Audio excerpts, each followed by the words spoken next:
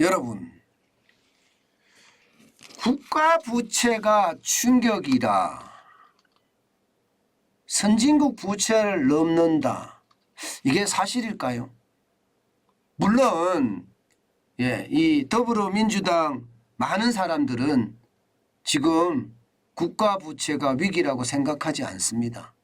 아직도 더 풀어야 된다고 생각을 하는 사람들이에요.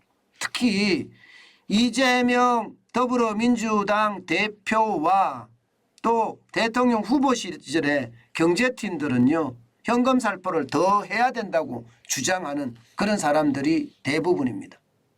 그런데 지표로 보면요, 대한민국은 지금 위기선상에 있습니다. 바로 이 위기를 제대로 이야기 안 하는 게 문제입니다. 여러분 이거 한번 보세요. OECD 국가 선진국이잖아요. OECD 국가 중에 이게 기축통화 빼고 말입니다. 기축통화.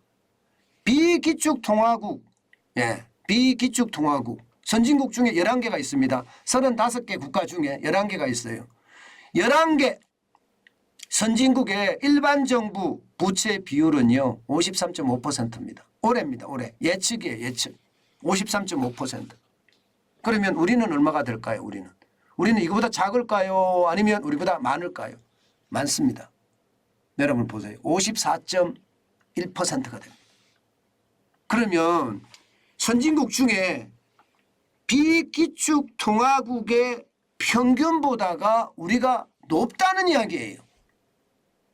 이 말은 여러분 언제든 대한민국 시장의 위기가 터질 수 있다는 이야기예요. 저는 그렇게 생각을 합니다. 기축통화국은요, 쉽게 말하면 달러를 일본 사람한테 줘도 받아갑니다. 그리고 물건을 받을 수가 있어요. 유럽 사람한테 주고 물건을 살 수가 있습니다. 미국 사람한테도 마찬가지예요. 그러니까 엔화는 가지고 싶어하는 돈이란 뜻이에요. 그런데 우리 원하는 그러냐? 우리는 원하는 그렇지 않습니다. 당장 중국에 줘도 이게 규모가 크면 안 봐달라고 듭니다. 동남아도 마찬가지고요. 유럽은 아예 안 봐달라고 들고요. 여러분 유럽 관광 가서 하나 내놔 보세요. 이게 무슨 돈인가 이렇게 이야기하잖아요. 엔화 내놓으면 엔화에 받아줍니다. 원화 내놓으면 안 받아줍니다. 이게 기축통화 비기축통화의 차이예요. 그러면 돈을 찍어내더라도 해외에서 유통이 많이 되고 있으니까 국내의 통화량은 많이 줄어들겠죠. 그렇기 때문에 부채 비율이 높더라도 이게 기축통화는 버텨낼 수 있다는 뜻이 돼요. 그런데 비기축통화는 이게 버텨내기가 쉽지 않거든요. 그런데 우리는 보세요.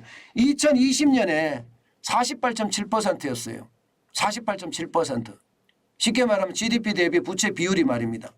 그런데 지금 54.4%까지 폭증합니다. 2년 만에. 2년 만에. 그럼 얼마나 올라간 겁니까 이게? 아무리 적게 보더라도요. 5%가 넘게 올라버렸잖아요. 5%가. 그만큼 말입니다. 나라 경제를 우습게 보고 있는 돈 없는 돈 다 털어 썼기 때문이에요. 국간이 말입니다. 문재인 정부 거였다니까요. 아니 문재인 정부 거가 아니라 저는 문재인 대통령 거였다고 생각을 해요. 왜냐고요? 여러분 보세요. 415조 5천억 원이나 뿌려댔습니다. 그야말로 5년 동안 막 뿌려댄 거예요. 막 뿌려댄 거예요. 야, 이거 진짜 대한민국을 완전히 망하게 한 거 아니에요? 박근혜 정부 때만 하더라도 170조 4천억 원이에요. 이명박 정부 때도 180조 8천억 원밖에 안 됩니다. 노무현 정부 때도 심지어 143조 2천억 밖에 안 됩니다. 그런데 415조 5천억을 뿌렸으니 얼마나 시장에 돈을 많이 뿌려서 시장의 어떤 균형을 깨트리는 건지 여러분도 보면 짐작을 하시잖아요. 이게 시장의 균형을 완전히 망친 거예요. 시장은 여러분 제가 계속 말씀드리지만 수요와 공급의 어떤 균형 때문에 가격이 결정되는 거거든요. 그래서 그 가격이 결정되는 기반은 신용사회라는 거고요. 그런데 여러분 생각을 해보세요. 문재인 정부 때 원화를 엄청 찍어내? 그러면 어떻게 되겠어요? 원화의 가치는 뚝뚝 떨어지겠죠. 뚝뚝. 달러는요 가치가 쑥쑥 올라가겠죠. 그러니까 원달러 환율이 지금 이런 꼴이 난 겁니다.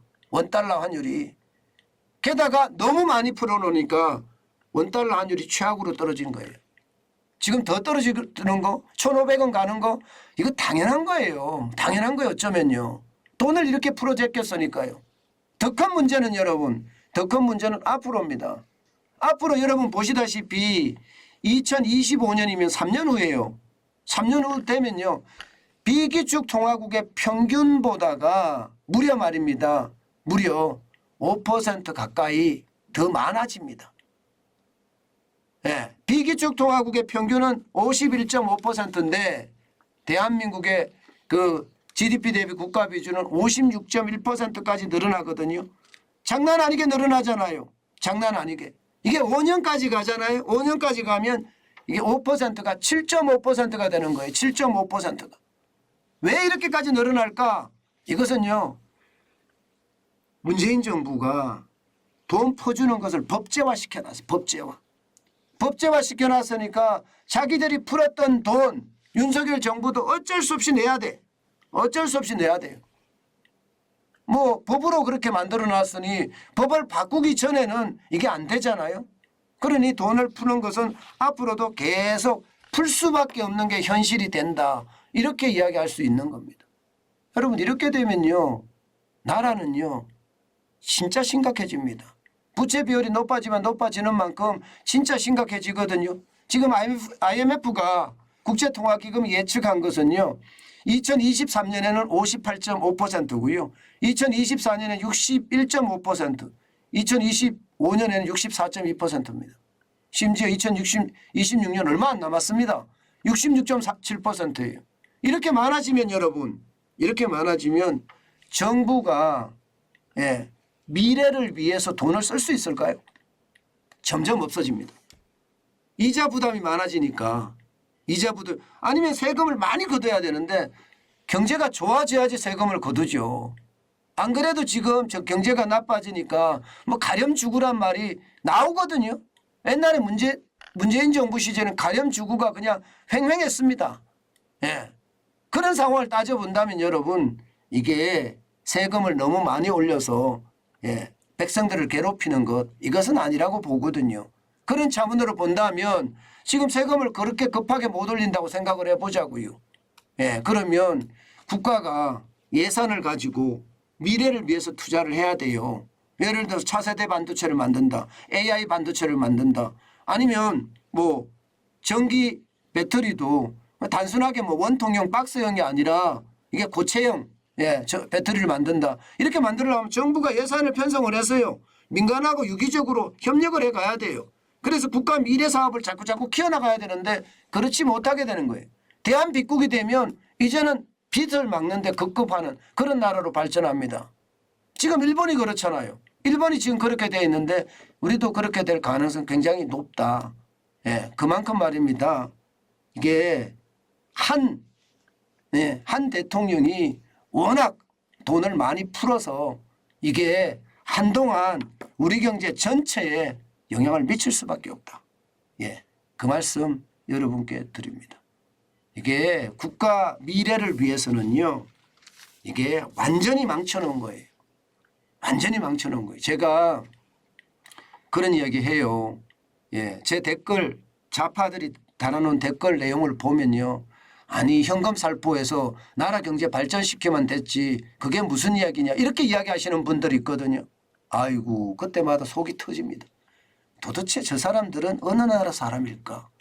나라 곳간 풀어서 이게 경제를 성장시켜 놓고 그걸 경제 성장시켜 놨다고 이야기하는 그 뻔뻔스러움에 저는 어떨 때는 분노를 느낍니다.